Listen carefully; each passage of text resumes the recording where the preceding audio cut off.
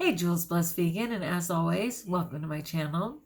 And for those of you who are new, I know you can benefit. What a precious icon for this. Are you kidding me? Winnie the Pooh. He's just so insightful. Okay, it's the author, but still, it's even cuter when a bear presents it. And it's such a beautiful message.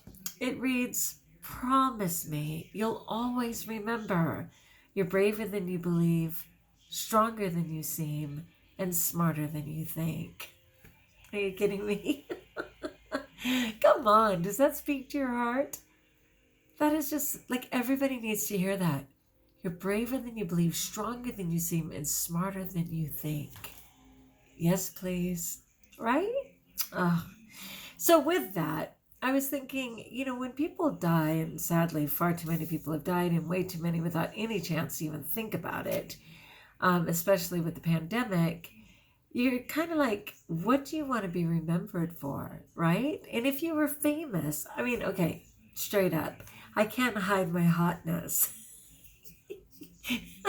But are my looks enough? You know what I mean? You guys are so good to me. You're so good to let me joke. Anyway, yes, besides my hotness, which sadly people will forget over time, is there something more? And there absolutely is more. And this is from that same guy, Becoming Minimalist. He's so good. He actually has a name. His name is Joshua Becker. I think he's very cool. So, if you were going to be famous, these are the things that actually matter. But before I get started, I do want to give a shout out to the people who joined my site. What up, newcomers? I'm thrilled to have you. I know it can be confusing. Is this vegan? Is it OA? Is it like holy roller? Like, what is Jules? I am a difficult puzzle to put together. That's why I'm a little bit of Jules, a little bit of blessed, and a little bit of vegan. And how much I focus on varies from talk to talk. But I'm so glad you took the risk to join. Welcome. Okay, so it says fame is a terrible master. There are some who will do anything to achieve fame, or so they think, right? As children, they're just so sure. They want to be famous. They're going to be famous. What's amazing is there really are very few. I know it's gotten weirder in the last couple decades with, what's it called? Reality TV. Because we just kind of go, oh, how did they get a show? Pray tell. But for actual people, many of them, and for those reality TV people who actually sustain a career post 15 minutes, you find out that there's always a backstory, that it is a ton of work, and that they actually had to earn their stripes to continue with whatever it was. So it says there are some who will do anything to achieve fame. Just watch any number of reality television shows. Dude, we're on par. And there are others who will do everything they can to stay out of the spotlight entirely. So true.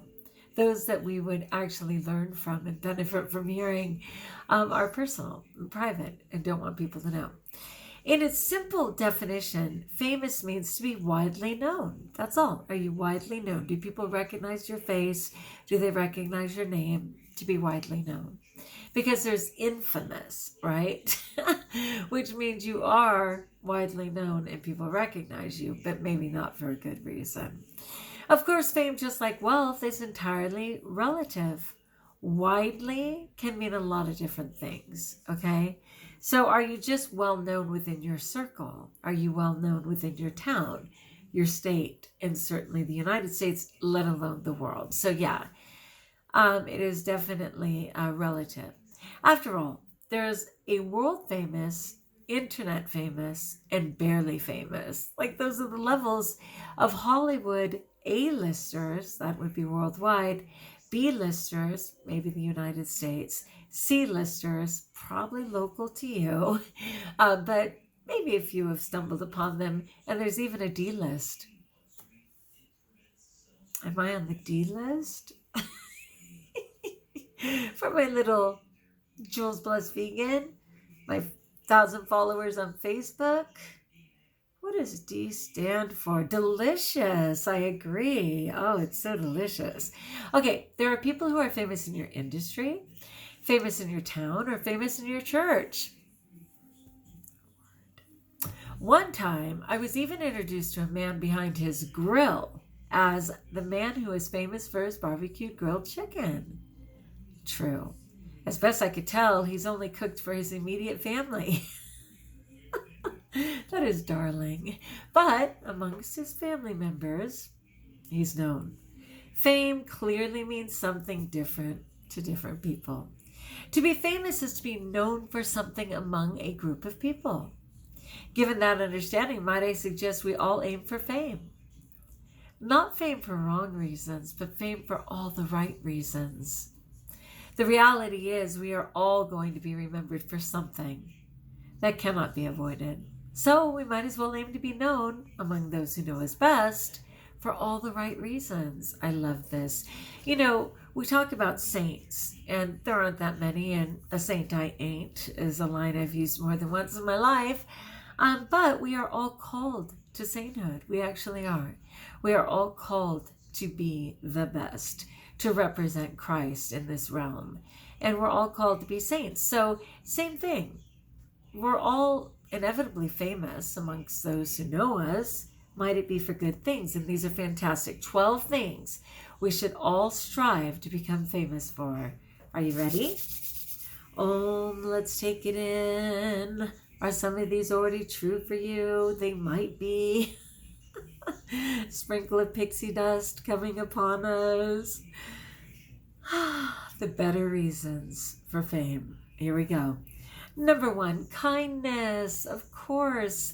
I have a good friend that I once introduced to a neighbor, and shortly after their first meeting, my neighbor said to me, "Bob may be the kindest man I have ever met in my entire life." What an amazing compliment. Kindness.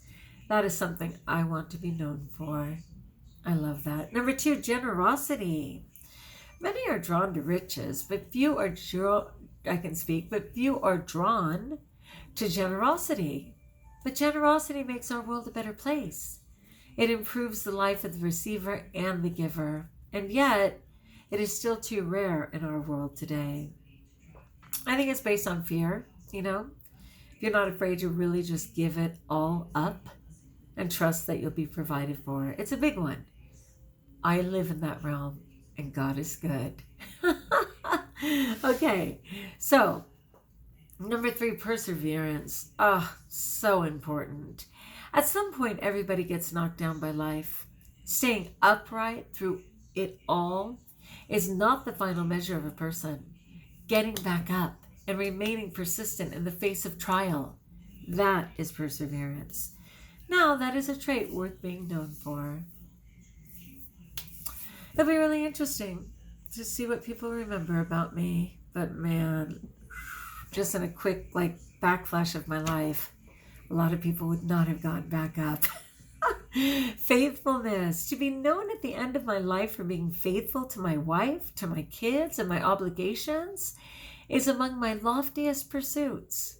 I may be known for many things, but I trade them all to keep this reputation. Okay, don't be confused. I know it's Gay Pride Month. That was his words, not mine. I'm married to Santa Claus, okay? Yeah, I'm married to a man. But yeah, faithfulness. You know, I don't care what anybody ever says. I absolutely know in my heart that I am steadfastly faithful. You know, it says in the Bible, to even drool over another is already to have committed adultery, like in your heart or in your mind. And I'm a God-fearing person, and I ask for forgiveness every day. But I do see hot bodies out there from time to time, and I just go, dang, you ain't playing. And then I'm like, but I'm an artist, and that's me perceiving the art of that person's body. And God says, good save, Juliana. I am super faithful. I am more than content with just one husband. Like, really? How do they do that? The whole Utah Mormon thing and that sect that likes to have 6 wives? What? Yeah, I'm exhausted. And blessed. Okay, number 5, empathy. I love this one. Empathy is the ability to understand and share the feelings of another. What's interesting is I continue to be on the planet, and I know I'm 2 years younger than God, but he really subjects me to so many things. Maybe not as intense as other people, Obviously, other people have died. I haven't died yet, praise God. But many things, many things, whether it's physical abuse, mental abuse, spiritual abuse, being raped, being robbed, like so many things. Could they be worse? Of course. But it's kind of just enough of everything to where I truly have that empathy in my heart of saying, I so get it. And I'm not kidding. I get it. So being known for empathy lays the foundation for countless good deeds in the lives of others. May I always have the grace to be empathetic. Okay, number 6, intentionality. What a great word, right? Our lives and resources are limited. To be intentional with our time, our money, and our responsibilities is an important pursuit, and those who discover it are highly regarded. Intentionality. Our lives and our resources are limited. To be intentional with our time, our money, and our responsibilities is an important pursuit, and those who discover it are highly regarded. I'm really good about most of that. I'm really good about responsibilities. I mean, I won't sleep. I won't do anything until mine are done. I'm tripping over my words. I'm going to have to go with pretty good about money. I almost never want anything. And the few things I want, I usually deny myself. But have I wasted money on a binge or something? Absolutely. And time, that's my greatest challenge. But that's okay. As long as we're breathing, there's hope. Number 7, cheerfulness. If you are known as a person who lights up a room and spreads genuine joy wherever you go, you've reached an important level of fame. You know what? It doesn't matter how my life is. I can walk into any room and just be giggling and happy and praising people, and the whole room changes. I'm going to have to take credit for that one. I have to. Number 8, selfless. There is more than one way to achieve many of the items on this list: kind, empathetic, generous. Some may even be achieved for selfish gain. But the only way to be known for selflessness in the long run is to be genuinely selfless.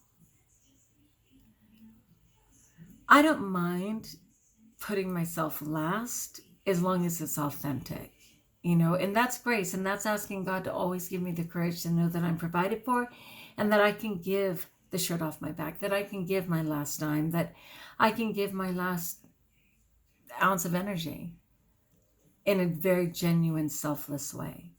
I'm really good at it, but I, of course, am human, and I pray for grace in the times where the selflessness is served with a side of resentment, right? Okay, number 9, encouraging. An encourager by default cheers for the other person. They're not interested in winning at every cost. Quite the opposite, in fact. They want to see everyone win and work toward the end. As a result, they're beloved by many. I'm an encourager. I'm a natural encourager. That's just true. I am. But I was just thinking about that, as we're coming to the end of the year, a lot of teachers get gifts. And even at Christmas, right? A lot of kids give their teachers gifts. And of course, it's truer in the earlier grades, but even 6th, 7th, and 8th, I see gifts from parents for these different teachers. And they aren't for me. Every year, I usually get one significant gift from the top kid in my class. And what's beautiful is that instead of being content with that child who already tested grade level when they come into my room, I move them. They move up and even move into the next grade level while they're still with me, which is just an, affirmation of saying, I'm not going to let you rest on your laurels and decide, hey, that kid's handled, so what does it matter? I'm going to push every kid. And it's just been true every year. Those parents recognize how hard I work and are grateful. And inevitably, they give me a gift, and I'm so grateful. For the children, there's usually a quiet little note, especially from the girls, saying, love you, Miss McCann, you made me a better person, da-da-da, but not gifts or anything from parents. And I'm okay with that. What I always know is that for years to come, the hardest kids, the troublemakers, and usually boys, come year after year to say, hey, I just want you to know I'm passing my class. I don't know how it happened, but I'm going to be a teacher too, and I'm just finishing student teaching. Hey, Miss McGann, remember that time? Those things, I don't need. I don't need the little wrapped gifts. Those are forever in my heart, and I live for that. So I'm okay with that. Okay, contentment. A contented life is enjoyable, desirable, and admirable. Those who don't have it desire it and are impressed with those who do have achieved it. Did they write that right? A contented life is enjoyable, desirable, and admirable. Those who don't have it desire it and are impressed with those who do have achieved it. It's a funky sentence, and they put the period in the wrong place, and they capitalize and. It's okay. It's okay. All right, language arts teacher, turn it off. Okay, anyway, you know what's hard? I'm content. Like, I need very little things or stuff, and I don't even dream for more. And it's not because I don't care enough to dream. I have no desire. Like, I'm so content. Most of the time, I feel like I'm doing time down here on the planet, and that my real home is in the next realm. And so down here, it's not like any big drive for me. I absolutely participate, but there's no thirst. But I have other people in my life who always want the next best thing, who always are seeking where to move, who are always aiming for something else. And so that's really hard for me. That's a tricky one for me. But God knows my heart, and God knows that I'm genuinely content in nearly any setting with what I have. So I'm grateful for that. That's not going to end up on my tombstone. Peacemaking. If we need anything in this world today, we need more peacemakers. Blessed are you if you become one. That's not going to be on my tombstone. It's not. Because I kind of shake up the world a little bit, you know. I shake things up because I like to challenge people to think more. I'm struggling right now with a couple of really big movements that are going on that kind of contradict the Bible, and I'm a Bible thumping person. And I'm really struggling with that because I'm just like, until Jesus comes back and rewrites it, I'm staying with his word. And so I do struggle with people just being content with what's current.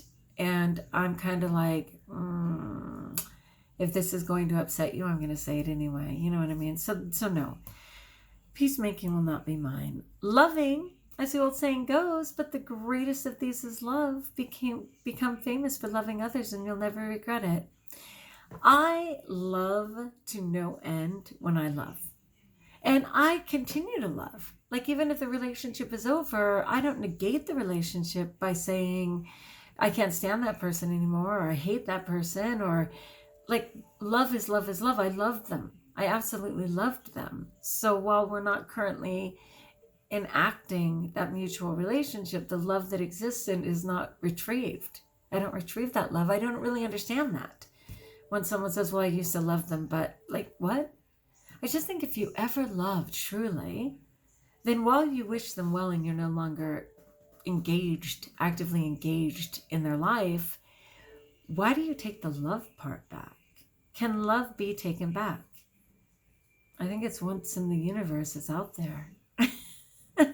So I struggle with that. I also have some people in my life who proclaim to love absolutely everybody, to absolutely accept everybody as they are, to love all of them unconditionally, and to continue to love them until they can love themselves. And it's this huge umbrella of just miraculousness that I don't have the grace of. I mean, I can't explain it.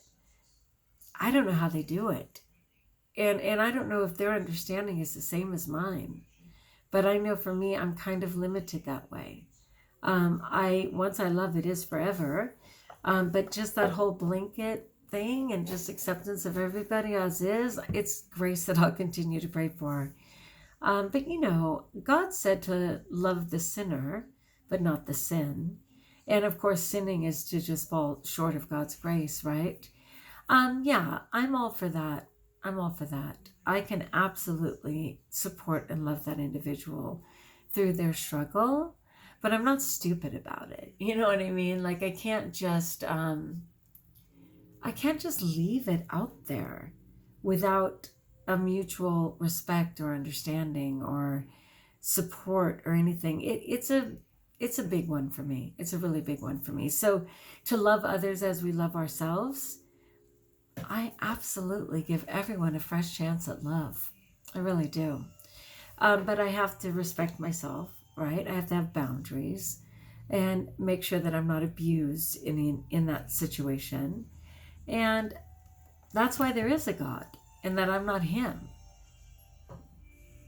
I'll ask God to love people or a certain someone because I can't possibly. And he's okay with that.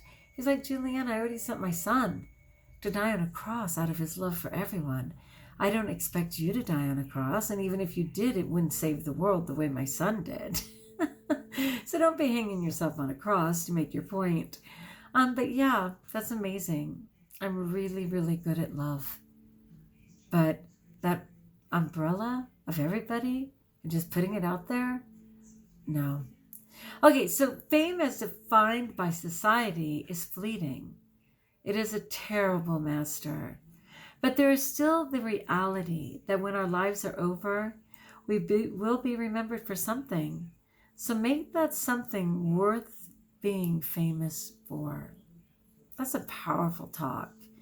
Let's go again. 12 things we should strive to become famous for. Kindness, generosity, perseverance, faithfulness, empathy, intentionality, cheerfulness, selfless, encouraging, contentment, peacemaking, and loving. All right, my friends, we can start with little Winnie the Pooh. So sweet in his love for all of us. Just saying, promise you'll always remember you're braver than you believe, you're stronger than you seem, and you're smarter than you think. So we can definitely put kindness on Winnie the Pooh's tombstone and many other things. All right, like if you like joining us, if you haven't, subscribe. Let me know which ones you could relate to. Which ones are you striving for? And you would all understand my confusion about love. Hey, we're all a little limited, but as long as we're breathing, there's hope. And therefore, we're blessed.